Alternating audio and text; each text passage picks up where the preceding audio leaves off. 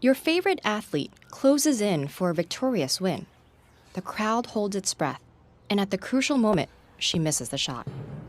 That competitor just experienced the phenomenon known as choking, where despite months, even years of practice, a person fails right when it matters most. Choking is common in sports, where performance often occurs under intense pressure and depends on key moments. And yet, performance anxiety also haunts public speakers, contestants in spelling bees, and even world-famous musicians. Most people intuitively blame it on their nerves, but why does being nervous undermine expert performance? There are two sets of theories, which both say that primarily choking under pressure boils down to focus. First, there are the distraction theories. These suggest that performance suffers when the mind is preoccupied with worries, doubts, or fears, instead of focusing its attention on performing the task at hand. When relevant and irrelevant thoughts compete for the same attention, something has to give.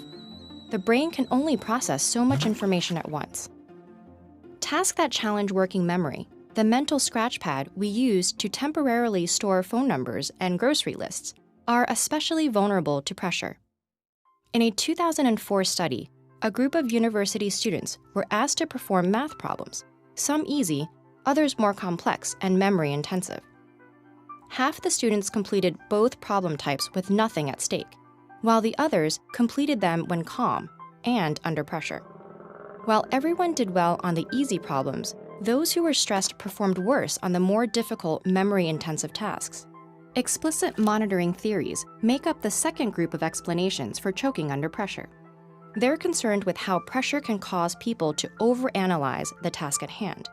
Here, the logic goes that once a skill becomes automatic, thinking about its precise mechanics interferes with your ability to do it. Tasks we do unconsciously seem to be most vulnerable to this kind of choking. A study on competitive golfers compared their performance when instructed to simply focus on putting as accurately as possible, versus when they were primed to be acutely aware of the mechanics of their putting stroke. Golfers usually perform this action subconsciously, so those who suddenly tuned in to the precise details of their own moves also became worse at making accurate shots. Choking may not be inevitable for everyone, though. Research suggests that some are more susceptible than others, especially those who are self-conscious, anxious, and afraid of being judged negatively by others. So how can we avoid choking when it really counts?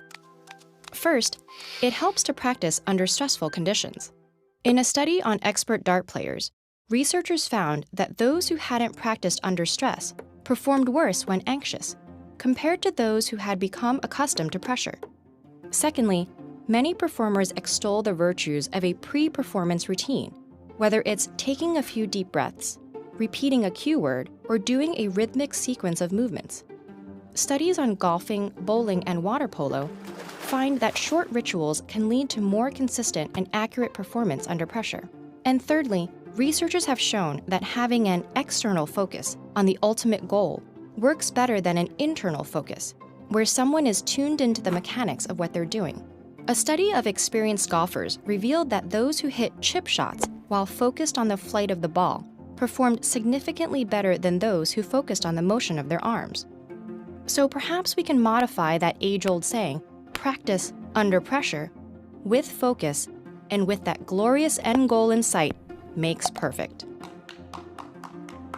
For a nail-biting example of persevering under pressure, we highly recommend The Boys in the Boat. It tells the gripping true story of 9 American rowers and their quest for gold at the 1936 Olympics in Nazi Germany.